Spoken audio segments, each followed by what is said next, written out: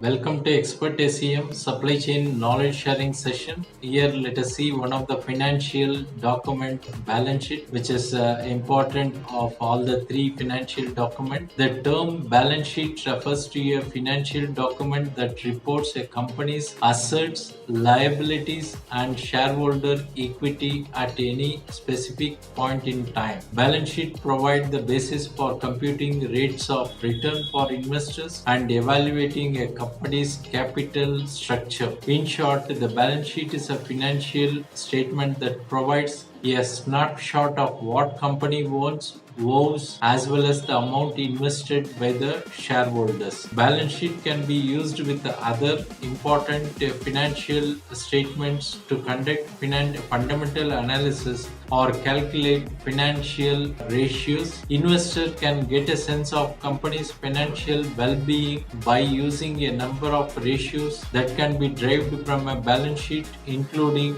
debt to equity ratio and the acid test ratio, along with many others. The income statement and the statement of cash flow also provide valuable context for assessing a company's finances, as do any notes or addenda in the earnings report that might refer back to the balance sheet. The balance sheet adheres to the following accounting equation, with the assets on one side and liability plus shareholder equity on the other side, which balance out. Assets is equal to liability plus shareholder equity. This formula is intuitive.